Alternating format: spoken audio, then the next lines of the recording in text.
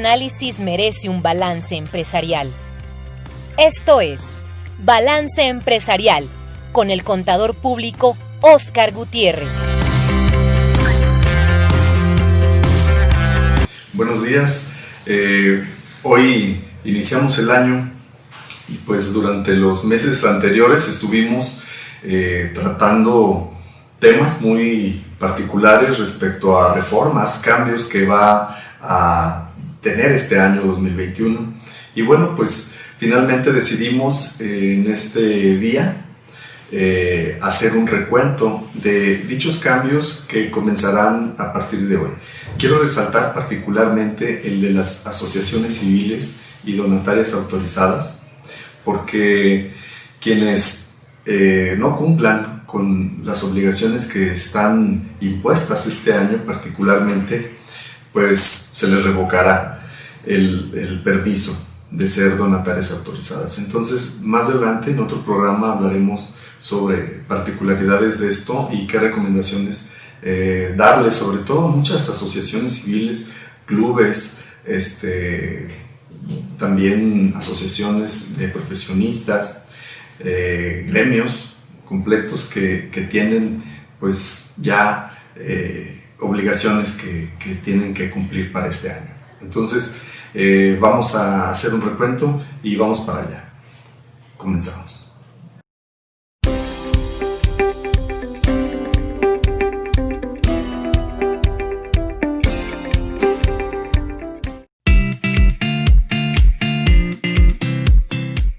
Las organizaciones de la sociedad civil juegan un papel muy importante en la restauración del tejido social. Al final, estas organizaciones de la sociedad civil pues tienen que estar reguladas.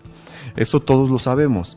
El asunto aquí de fondo, que creo que es algo que tenemos que analizar, es que el fundamento técnico del Poder Ejecutivo cuando presenta el presupuesto, la propuesta al presupuesto de egresos del siguiente año y la ley de ingresos, pues contempla una serie de análisis de lo que están haciendo las organizaciones de la sociedad civil. Licenciado, pues como ya escuchó, y bueno, pues es un tema que usted conoce muy bien, que nos pueda aclarar primero, pues, ¿qué es una asociación civil para efectos fiscales? O sea, la asociación civil es una figura jurídica en que se crea una persona moral que nos permite el Código Civil aquí en Aguascalientes, para realizar cierto tipo de actividades que no tengan una finalidad 100% económica, ¿no? Okay. Entonces tú te puedes constituir como asociación civil.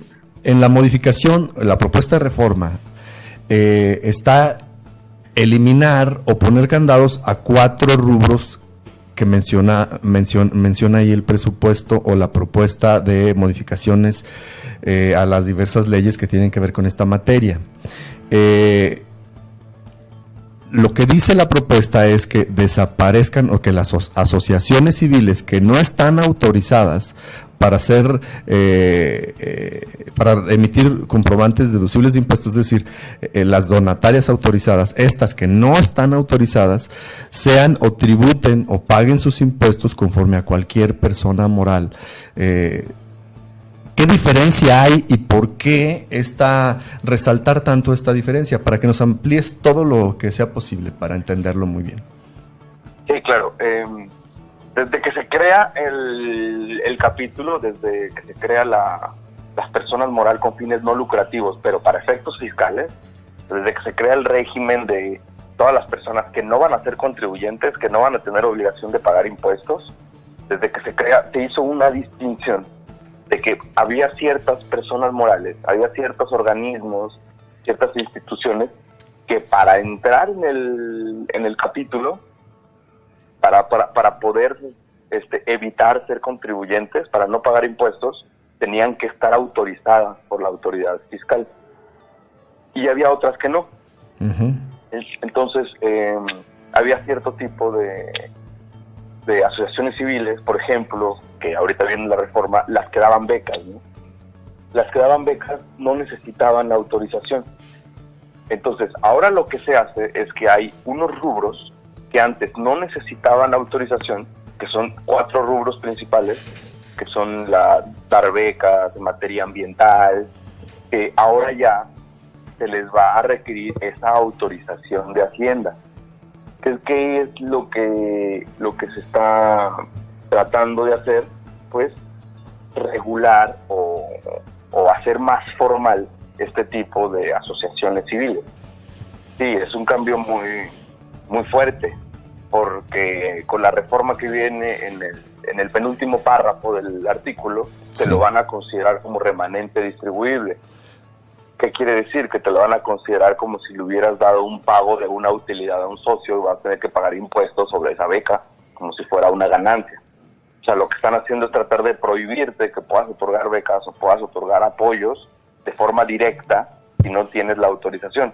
Okay. ¿Qué te dice la reforma? Si no tienes autorización y tienes un capital o activos que deseas donar, tiene que ser a otra institución o a otra asociación civil que está autorizada para recibir donativos, pero ya no vas a poder otorgar becas de forma directa. Y si las otorgas, las que otorgues van a ser consideradas una ganancia, un reparto de una utilidad, de un remanente.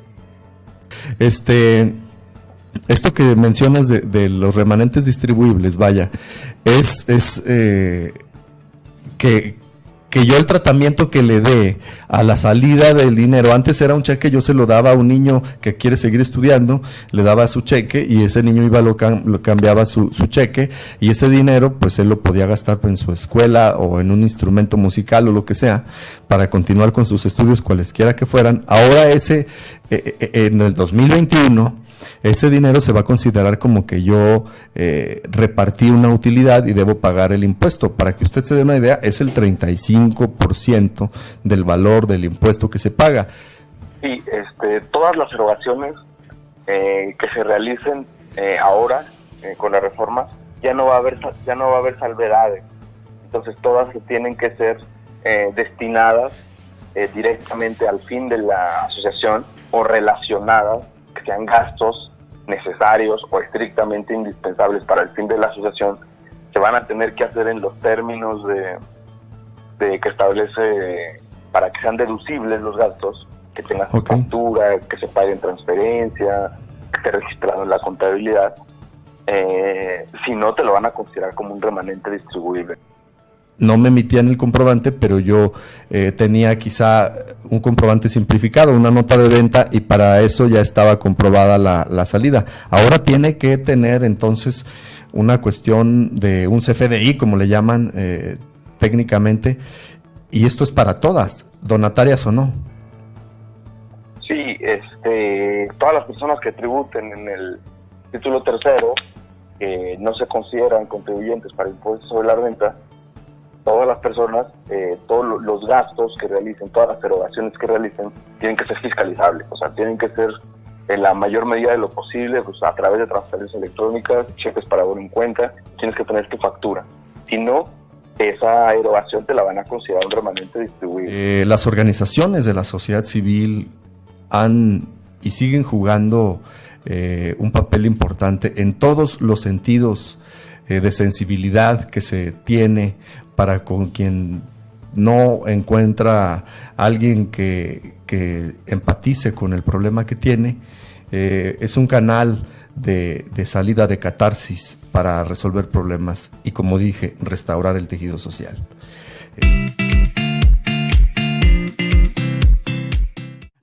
A partir del 2021, el Ejecutivo Federal acaba de proponer al Legislativo una modificación al artículo 33 del Código Fiscal de la Federación, donde incorpora una serie de elementos para que la autoridad tenga ya, conozca la información de los giros, de las actividades, de los sectores, y pueda tener una base para poder decir usted qué utilidad debe tener y qué impuesto tiene que pagar, y lo pueda orientar. Este tema de la publicidad es otro tema muy importante que quizá no lo tome usted tan en serio, o no lo tome usted tan, pues, con la importancia que debería.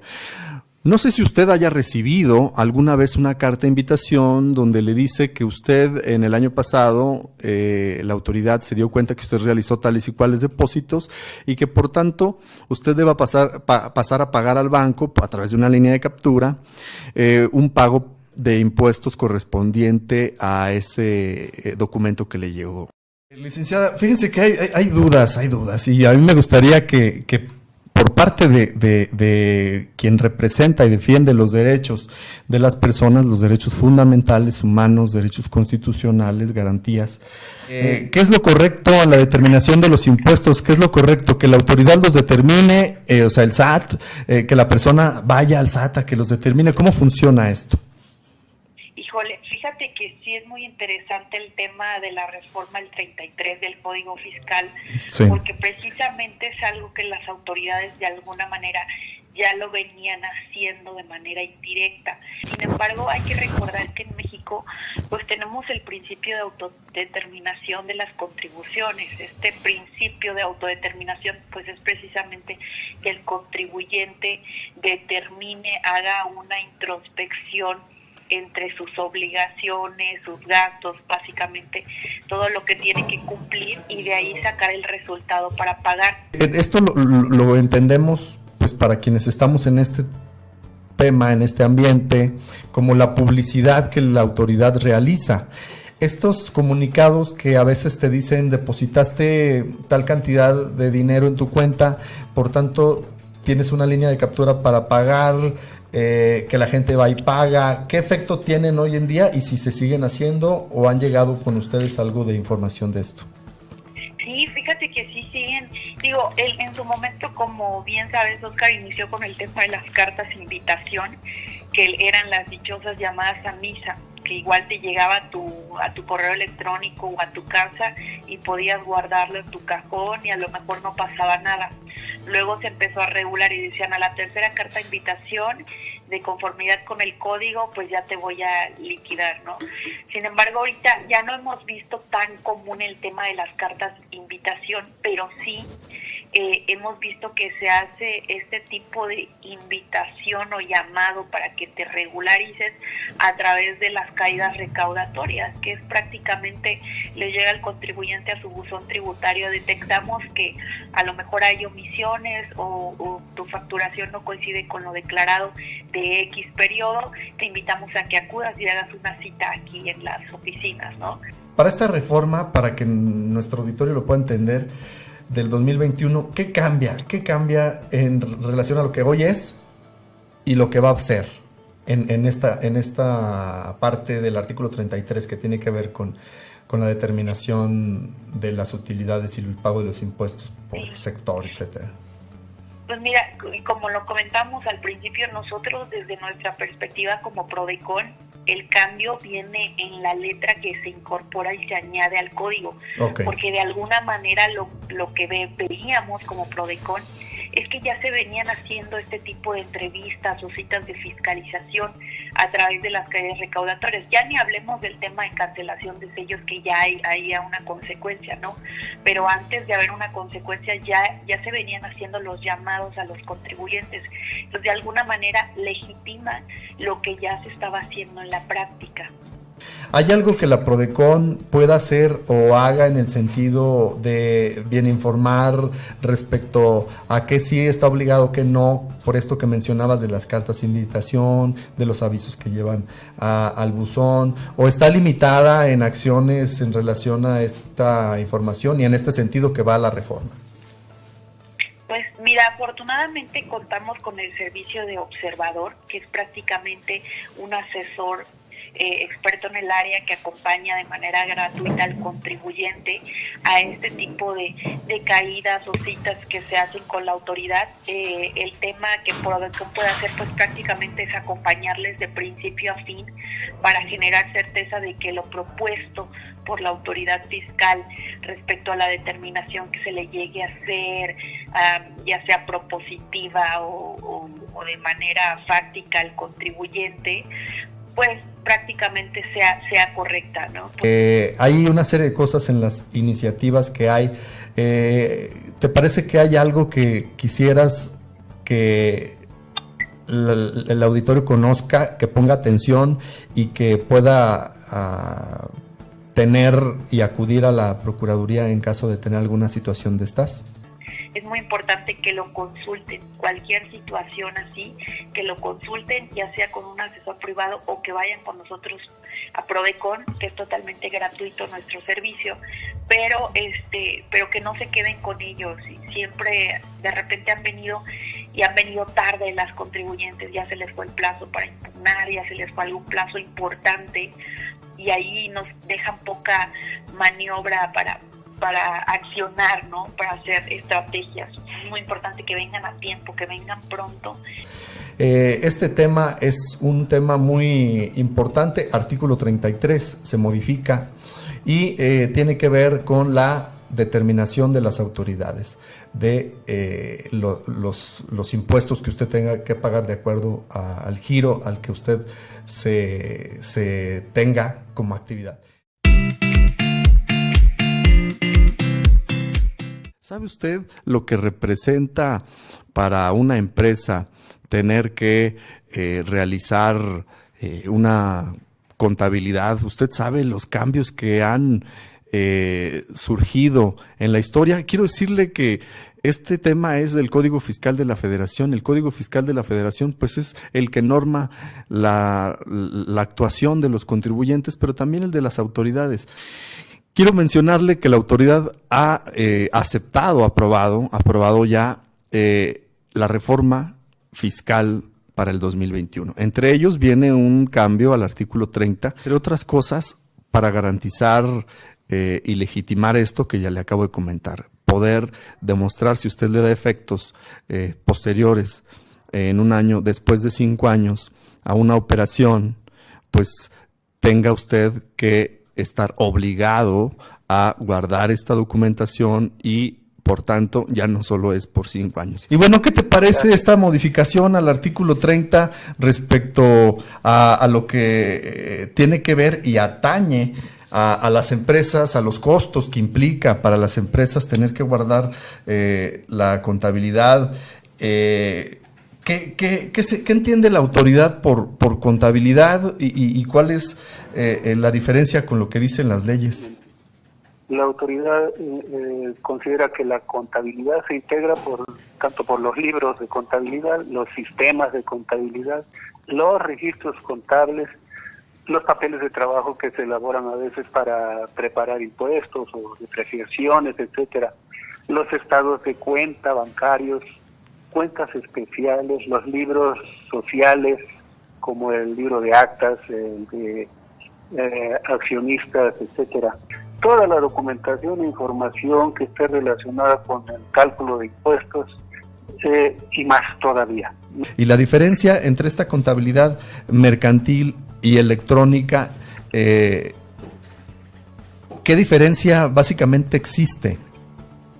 Mira, antes quiero precisar esto, que lo que mencioné es todo lo que integra la contabilidad. Sí. Y el mismo artículo del Código Fiscal, el 28, también señala, es el que señala lo que estoy mencionando. Lo que integra, sí. Pero además menciona que todos los registros o asientos que integren la contabilidad se deben llevar en medios electrónicos. Okay.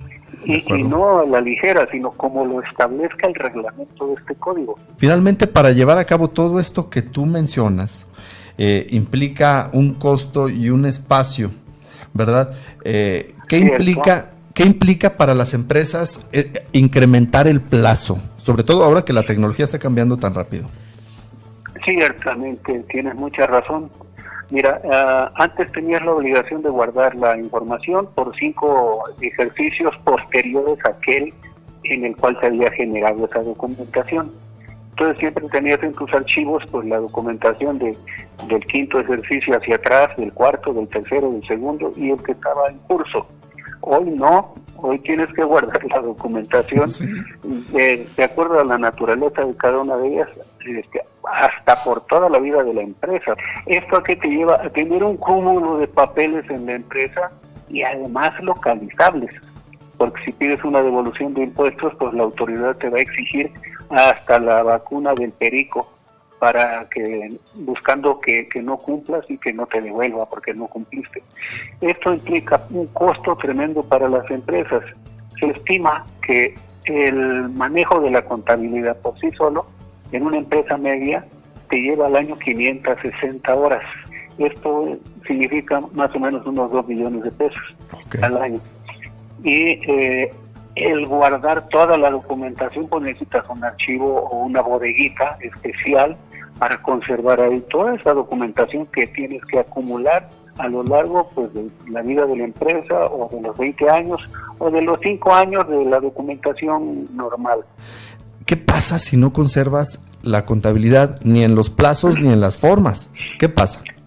Claro, hay multas, de entrada hay multas. Multas. Y estas multas pueden ser hasta por cada uno de los libros que no tienes, de 12,500 pesos más o menos. No es que sean estratosféricas, pero sí suenan a que te pueden afectar.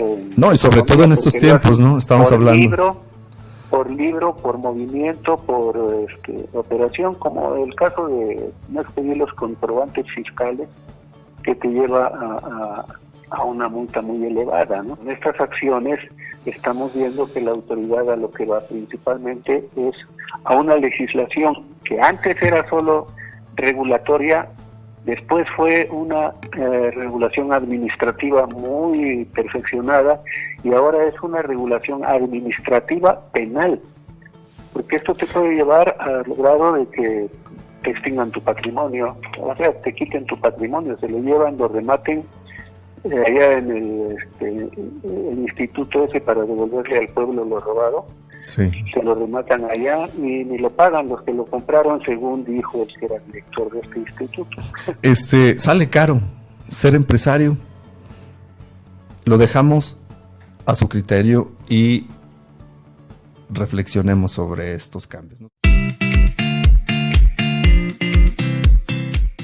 Bueno, pues el comercio formal carga con una serie de obligaciones que es necesario cumplir, y una de ellas es las reformas que ya tienen efecto. Se acaban de publicar el 8 de diciembre, apenas ya publicadas, pues para tener todos sus efectos a partir del 1 de enero del 2021. El tema del próximo año, y lo comentábamos fuera del aire, y de este año, han sido una serie de reformas que prácticamente van enfocadas hacia que la persona que se desempeña en este ámbito esté más preparada. Y sin duda, bueno, la responsabilidad que tiene uno como asesor fiscal, pues cada vez va siendo más importante y vamos siendo más alcanzables por el Servicio de Administración Tributaria, en virtud de que pues están apostando mucho por el tema de fiscalización con base en inteligencia artificial, ¿no?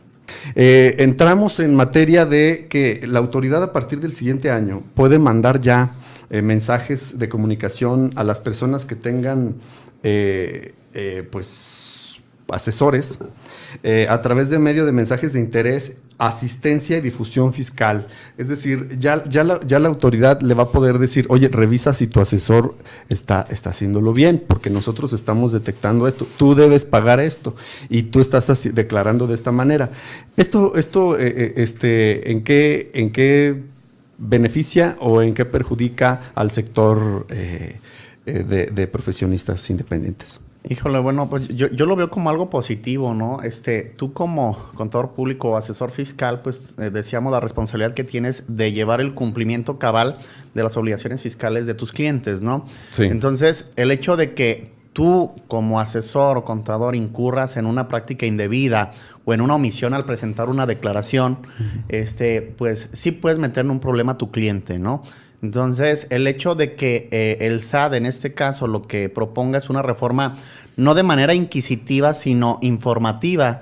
Viene el tema del aseguramiento precautorio, visitas domiciliarias con modificaciones, el tema de guardar el secreto fiscal, los esquemas que se deben reportar. Todo esto pareciera ser que es responsabilidad del asesor, pero ¿cómo la responsabilidad, considero yo, nace en la empresa? Pero ¿cuál es la posición de los asesores? Sí, bueno, realmente los asesores no podemos evadir nuestra responsabilidad profesional de educar y encauzar al contribuyente a cumplir con sus obligaciones fiscales, ¿no? Sin embargo, bueno, hay que recalcar que en primer lugar pues la responsabilidad siempre va a ser del contribuyente. Y ya está en el Código Fiscal de la Federación a partir del 2020 el hecho de que el asesor fiscal, por ejemplo, en concreto, hay una serie de 14 prácticas entre las cuales se encuentra la compra de facturas de los clientes, que está obligado a reportarle al SAT. Ahora, lo que dijo el SAT fue, bueno, te la dejo 2020 para que la vayas entendiendo, pero obligatoriamente entra a partir del 2021. A partir del 2021 se va a reportar lo que se hizo mal desde el 2020. ¿Cuál sería tu recomendación? Entonces, ser preventivos, mejorar la comunicación y trabajar en base a presupuestos. El tema de hoy, el tema de la responsabilidad de los socios y accionistas de una empresa, también de los funcionarios, gerentes, directores, ¿hasta dónde están siendo responsables? ¿Y qué se regula? ¿Cómo está regulado? ¿Cómo está actuando la autoridad en este caso? ¿Qué dice la resolución miscelánea fiscal para 2021? ¿Qué es la responsabilidad solidaria y por qué estas incorporaciones nuevas, tanto en 2020 como en 2021? Se acabó con lo que tradicionalmente se tenía como la responsabilidad solidaria, que era muy limitada. Y precisamente la reforma va enfocada a que se amplíe el espectro de responsabilidad, sobre todo de los representantes legales de las personas morales, pero también amplían la responsabilidad hacia los socios o accionistas. Era muy dado pues creo una empresa con mi papá, o creo una empresa con mi mamá, o con mi esposa, con mis hijos. Este tema también va para allá, ¿verdad?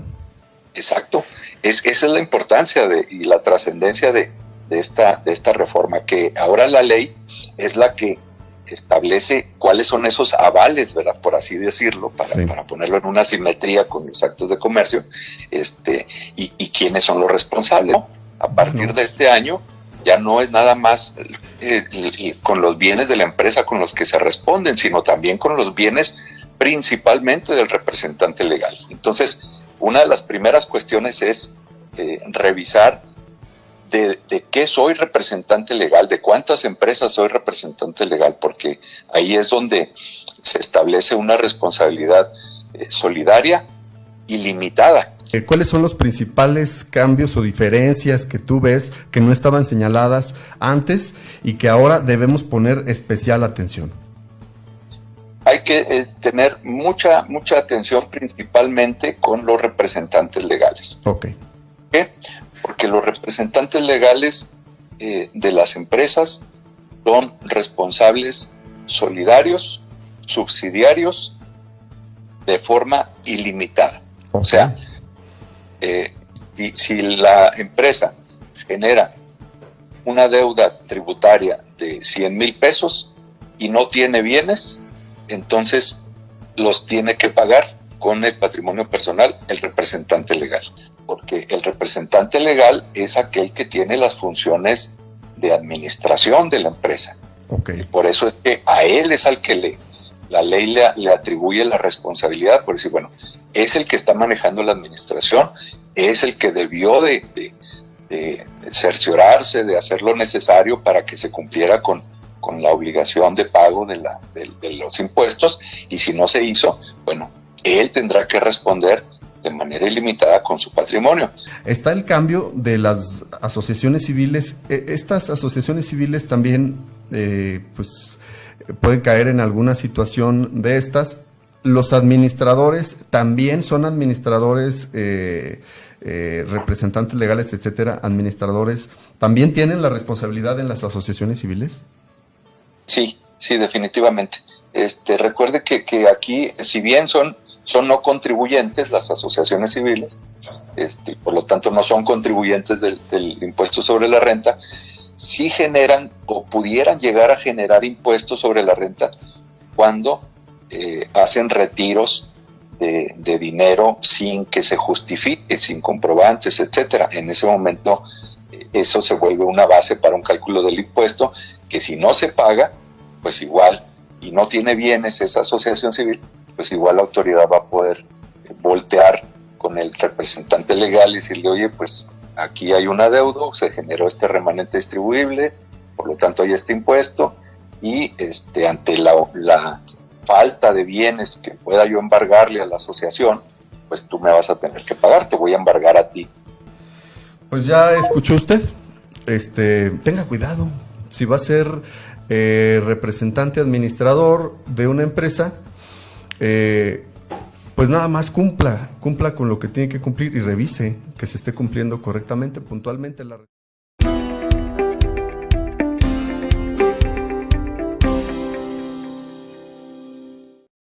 Muchas gracias que nos acompañaron en este recuento de todas y todos los cambios que habrá en este año, que ya entran en este día. Por cierto, feliz año nuevo y nos vemos la próxima semana. Muchas gracias, como siempre, a las 10 de la mañana. Buenos días.